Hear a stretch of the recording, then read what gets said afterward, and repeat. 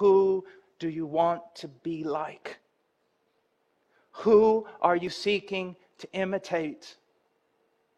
When I was a little boy, I was oftentimes frightened of my father, but always I respected my father. And he was a big man. He was about my size, my height, but he was much stronger, much squarer. And we would go out when I was a little boy and we would feed the horses, especially in the winter when all the snow and the ice would come and there was no water for the horses or the cattle. And we would go out and either bust ice or carry water in great big buckets. And I can still to this day remember my father reaching down and grabbing one bucket with one hand and another bucket with another and standing there holding that out and just walking across the snow. And I always wanted to be like him. He would have me out there when I was 6 years old. And I would reach and grab a bucket, and I would reach and grab another bucket, and then I would try to put my foot in his footprint. And honestly, I looked like a drunken spider. If you would have seen me, you would have laughed. If you would have been less than a good man, you would have mocked and joked. But there would have been no doubt in anyone's mind that little boy wanted to be like his father. He was stumbling and falling and failing. He could not take the same stride. But there was no doubt he wanted to be like somebody. And that somebody was his father. Now, let me ask you a question. Who do you want to be like? And now, be afraid.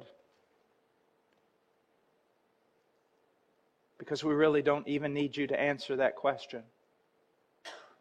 We know it already. Not because we're prophets, not because we can look inside your heart. All we have to do is open our eyes. It's not quite as concealed as you think it is. Now I'm saying that with regard to you, with regard to me, with regard to all of us. The person whom you really hope to be like, it's very evident.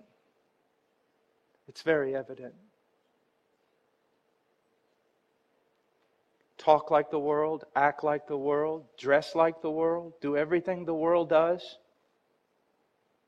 Have the same heroes, have the same passions and desires. Then all that's telling everyone is you love the world. You love the world.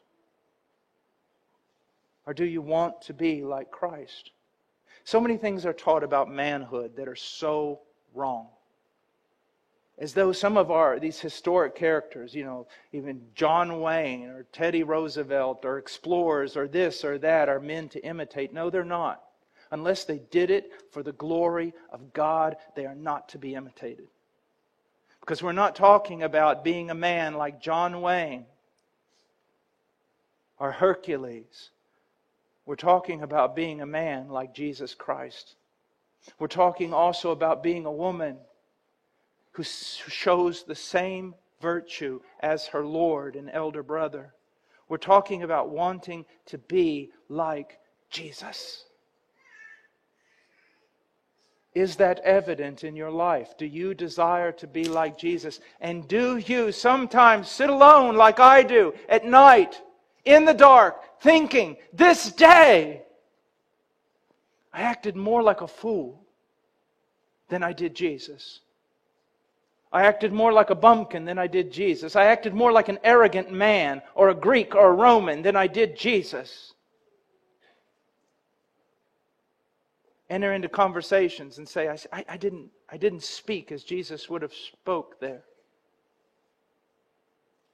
Do you want and desire to be like Jesus? And be very, very careful. Because that wanting to be like Jesus is always filtered through whatever culture or subculture we live in. Could be a guy running around with flip-flops on and what would Jesus do bracelets and saying, man, I'm a wild man like Jesus was a wild man. No, you're like your culture is what you're like. Or people dressing up as though we were still living in the age of Pride and Prejudice and say, I'm looking like Jesus looks. No, I'm sorry, they didn't wear those clothes when Jesus lived. We're not talking about these kinds of things. We're talking about what we really are. What we really do. How we really think. You see that?